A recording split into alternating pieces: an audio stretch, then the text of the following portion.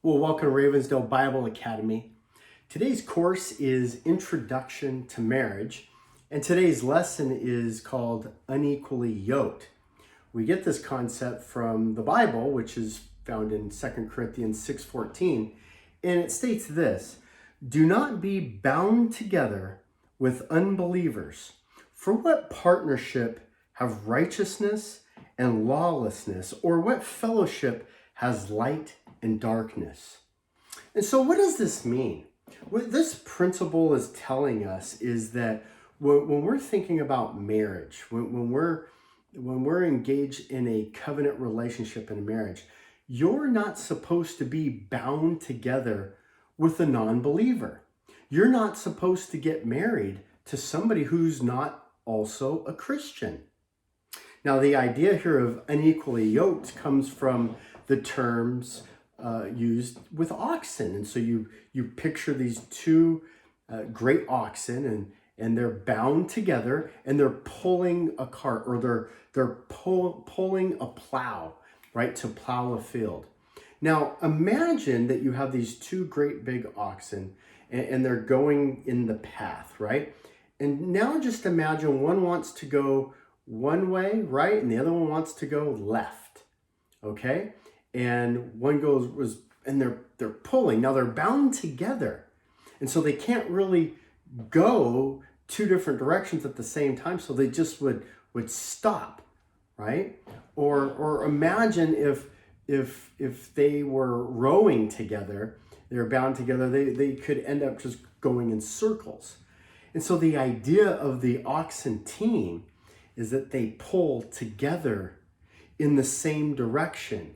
And so working together, they have twice the strength, twice the pull. And so in a spiritual relationship, when we talk about being unequally yoked, what we're really talking about is being in an unequal partnership in a marriage, in a covenant relationship with Satan. A covenant relationship in a marriage is between the husband, the wife, and God.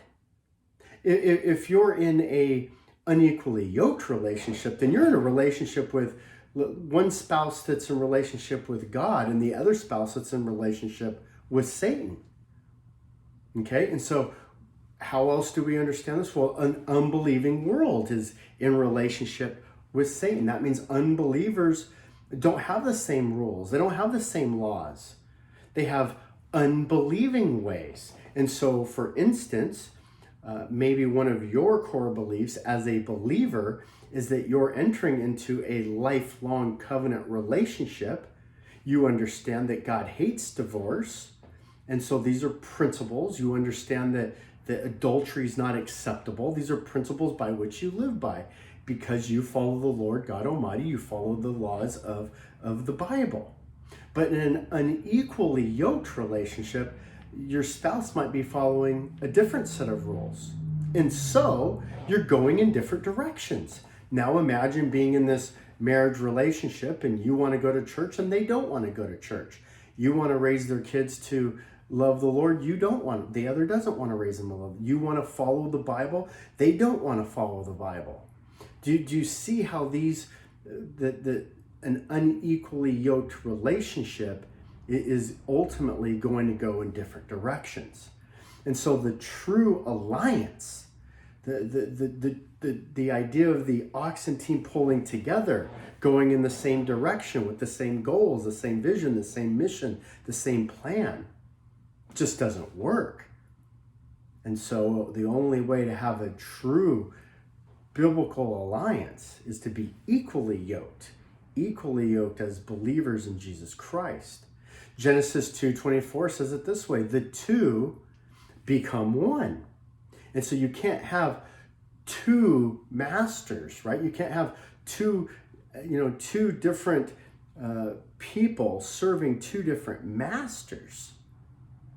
That's not going to work. And so there's a reason why God doesn't believe in missionary dating. There's a reason why God doesn't say, look, if the best way to build a strong relationship and the best way to evangelize and preach the gospel to the world is by marrying non-believers, Well, then God would have told us that. But that concept doesn't work. And so we're instructed to do the opposite.